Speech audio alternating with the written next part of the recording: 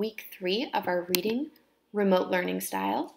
And this week I want us to go back to some essential work when we're reading nonfiction. I'm noticing that we're still struggling to summarize nonfiction texts, and I want us to make sure that our baseline understanding of main idea and supporting details is there so that we can summarize successfully. Today we'll be reviewing main idea and supporting details. So think back to our work on text structure, main idea, and supporting details. How can these 3 components help you summarize a nonfiction text? Turn and tell somebody near you. So hopefully you realize that when you summarize, you're using your own words to tell the most important ideas in a selection, and that summarizing can help you understand and remember what you've read. When you know the text structure, main idea, and supporting details of a text, this helps you tell the most important ideas. The text structure, main idea, and supporting details are like the groundwork that you need to lay before you summarize a nonfiction text. Today, the learning target is I can identify the main idea and supporting details in a nonfiction text so I can summarize the text. To be successful, students will read a short nonfiction text and identify the main idea and supporting details so they can summarize the text tomorrow. The main idea of a passage tells you what it is mostly about. Remember, the topic would be more like one word, cheetahs, and the main idea is more of a sentence that talks about what the passage is mostly about, like cheetahs can run very fast. The supporting details are what help you understand the main idea. So in this short passage titled Rattlesnakes, I want us to think about the main idea. When we try to identify the main idea, ask yourself, what is this passage mostly about? Pause this video and read this paragraph to yourself.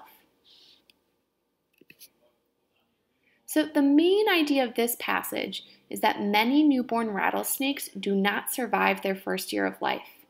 The main idea often appears at or near the beginning of a passage. Not always, but often, and in this example, the main idea is within that first sentence.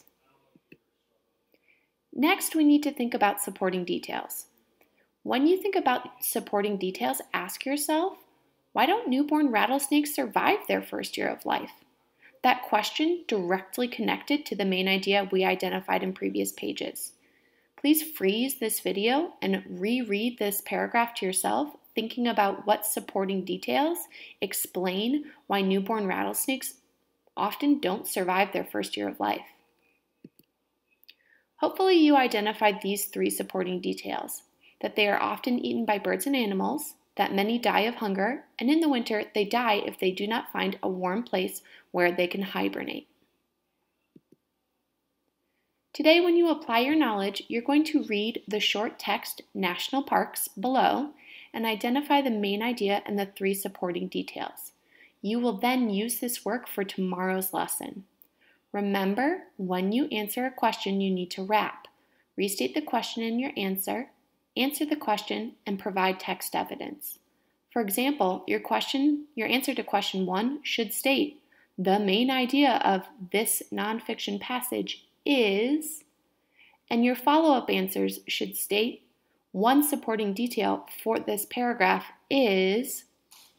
If you finish this work and you want to continue practicing main idea and supporting details, I've included a challenge or extension paragraph. If you feel like it, you could read the passage The Midnight Ride and identify the main idea and the 3 supporting details in this passage. Again, this is optional. This is a challenge or an extension if you feel like you are not getting enough out of the work that was provided in the Apply Your Knowledge slide. Be sure you're completing this work to the best of your ability. By identifying the main idea and the supporting details in this passage, National Parks, you're going to set yourself up for success for tomorrow's lesson on summarizing. You've got this. Good luck.